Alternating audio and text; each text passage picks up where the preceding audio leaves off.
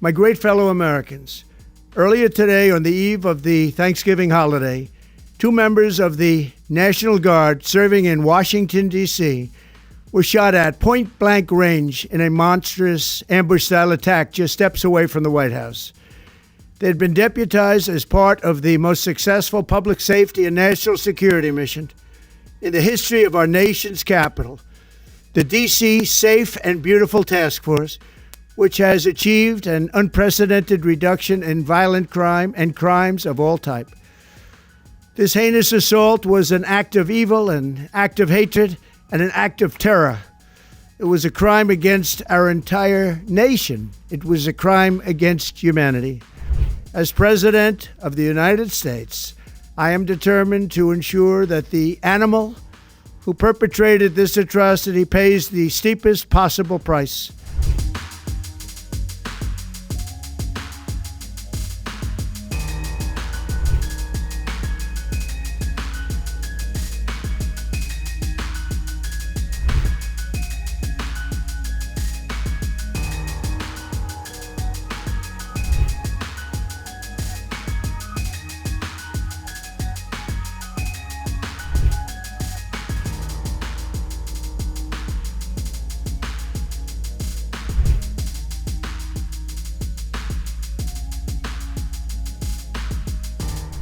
Questions continue to circulate online about U.S. President Donald Trump's location at the time of the Washington, D.C. shooting that left two National Guard members in critical condition on Wednesday afternoon, November 26th, near the White House. Authorities confirmed that the two hospitalized victims serve in the West Virginia National Guard. The incident has intensified public scrutiny of White House security measures and reignited discussion over the National Guard's presence in the district, particularly following Hegseth's announcement that an additional 500 guardsmen would be deployed in the area.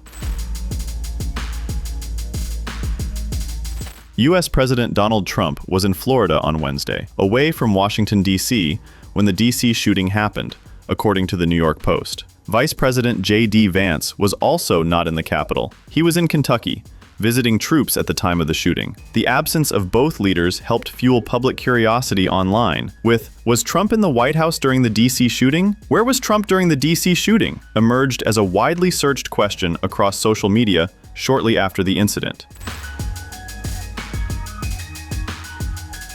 The suspected gunman has been identified as Rahmanullah Lakanwal, 29, an Afghan national who entered the United States in 2021 during the Biden administration under Operation Allies Welcome, according to the New York Post. Conservative outlets, including Fox News, have reported that Lakanwal overstayed his visa, sparking political debates about immigration and security policies.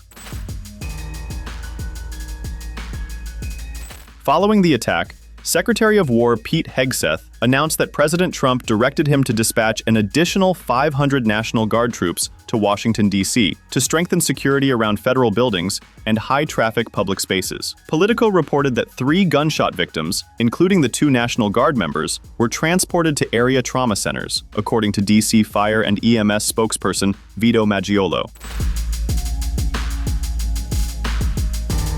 Shortly after the National Guard shooting in Washington, Trump addressed America and called it an act of evil, an act of terror carried out by the Afghan national. He even referred to Afghanistan as the hellhole of the earth. "America will never bend and never yield in the face of terror," Trump said in his address, vowing that the perpetrator will pay the steepest possible price. My great fellow Americans, earlier today, on the eve of the Thanksgiving holiday, two members of the National Guard serving in Washington, D.C., were shot at point-blank range in a monstrous ambush-style attack just steps away from the White House. They had been deputized as part of the most successful public safety and national security mission in the history of our nation's capital, the D.C. Safe and Beautiful Task Force, which has achieved an unprecedented reduction in violent crime and crimes of all type. This heinous assault was an act of evil, an act of hatred, and an act of terror. It was a crime against our entire nation. It was a crime against humanity. The hearts of all Americans tonight are with those two members of the West Virginia National Guard and their families. The love of our entire country is pouring out for them. and we are lifting them up in our prayers. As we are filled with anguish and grief for those who were shot, we're also filled with righteous anger and ferocious resolve. As President of the United States, I am determined to ensure that the animal who perpetrated this atrocity pays the steepest possible price. I can report tonight that based on the best available information, the Department of Homeland Security is confident that the suspect in custody is a foreigner who entered our country from Afghanistan, a hellhole on earth. He was flown in by the Biden administration in September 2021 on those infamous flights that everybody was talking about. Nobody knew who was coming in. Nobody knew anything about it. His status was extended under legislation signed by President Biden, a disastrous president, the worst in the history of our country. This attack underscores the single greatest national security threat facing our nation. The last administration let in 20 million unknown and unvetted foreigners from all over the world, from places that you don't want to even know about.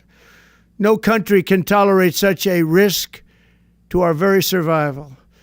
An example is Minnesota, where hundreds of thousands of Somalians are ripping off our country and ripping apart that once great state. Billions of dollars are lost, and gangs of Somalians come from a country that doesn't even have a government, no laws, no water, no military, no nothing.